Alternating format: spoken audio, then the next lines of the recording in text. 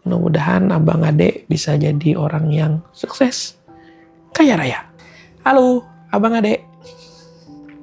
Kalau udah besar, ingat ini ya. Jadi ayah mau cerita. Karena ayah sekarang kondisinya kerja di jauh ya. Jauh dari abang sama ade.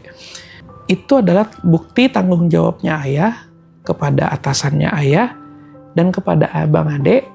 Meskipun jauh, tapi tetap ayah jalani. Karena apa? Karena ya itu jadi tanggung jawabnya ayah. Tanggung jawabnya ayah untuk bisa abang ade, menjamin abang ade bisa sekolah tinggi. Nanti waktu abang ade bisa sekolah yang di sekolah yang bagus, punya baju yang bagus, punya pendidikan yang bagus ya. Nanti kalau abang ade udah besar, nanti sekolahnya jangan cuma SMA, kalau bisa S1, sarjana, kalau bisa jadi doktor ya. Jadi nanti abang ade bisa membahagiakan ibunya. Karena semua orang sukses itu, abang ade itu punya pendidikan yang tinggi semuanya. Jadi jarang tuh kalau misalnya orang-orang yang punya pendidikannya rendah atau otaknya kurang pintar, itu bisa jadi orang sukses. Jadi ayah harap abang sama ade menjadi orang yang sukses dan kaya raya. Jadi jangan kayak ayah sama ibu. Kalau ayah sama ibu sekarang kondisinya memang mungkin lagi berusaha untuk menjadi orang yang bisa berada, untuk bisa mencukupi sekolahnya abang sama adek, bisa mencukupi kehidupannya abang adek, bisa mencukupi makannya abang adek, bisa mencukupi pendidikannya abang adek, bisa mencukupi fasilitas-fasilitas apapun yang abang adek perlukan, misalnya kayak beli mainan dan sebagainya. Bang, adek, ayah mau cerita gimana ayah sebisa mungkin menjadi orang yang bermanfaat untuk orang-orang yang di sekitar ayah. Dan ayah harap abang sama adek juga sama.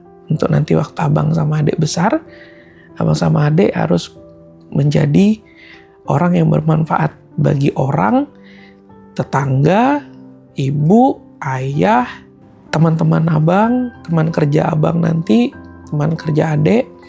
Pokoknya semua yang ada di sekitar adek dan abang. Caranya satu, abang adek harus punya yang namanya rasa tanggung jawab. Apapun perbuatan abang adek akan berimbas ke abang sama adek semua.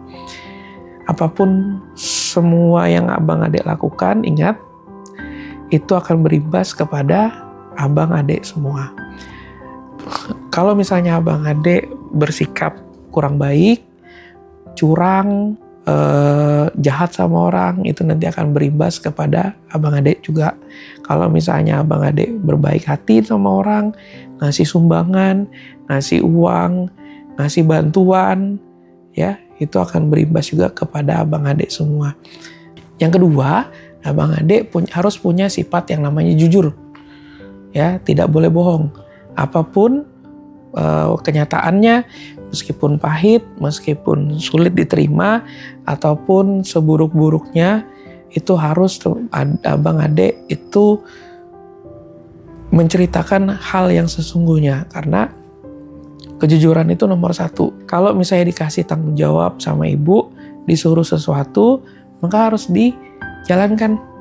Kalau dapat tugas dari gurunya, dapat tugas dari atasannya atau bosnya, harus segera dijalankan dan bersifat jujur. Jadi amanah, apapun tugasnya dikerjakan dengan sebaik-baiknya.